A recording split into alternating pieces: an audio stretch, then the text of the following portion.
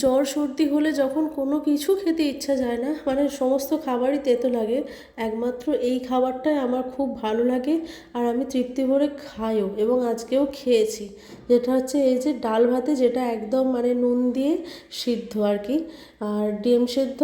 ভাতের উপরে নুন দেখতে পাচ্ছ, কিন্তু আর একটা জিনিসও নিয়েছিলাম, যেটা হচ্ছে ঘি।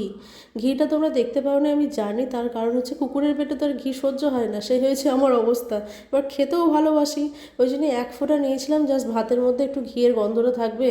আমার আর না আর কিচ্ছু চাই না, ঘি দিয়ে আর নুন দিয়ে ভাতটা মেখে নিলে আমি শুধুই খেয়ে নিতে পারি। আর গরম ভাত আর কি লাগে বলো তো। তো একটু নিয়েছিলাম, আর যে ডাল ভাতে খেতে ভীষণ ইচ্ছে যাচ্ছিলো আমার, তো তার জন্য ডাল ভাতে আর ডিম সিদ্ধ। মুখে না যা মানে যাই খাচ্ছি সবই তেঁতো লাগছে। তো এই খাবারটা আমি তৃপ্তি ভরে আরাম করে খেয়েছি। কী যে আরাম গো, মানে এই খাবার দিলে আমাকে যদি রোজই দাও আমি রোজই খাবো। এই কাছে মাছ মাংস, মানে ডিম বলছি কেন, মানে ডিম, সত্যি ডিমটাও ফেল, কিন্তু ডিমটা আমি নিয়েছি আজকে। এই যে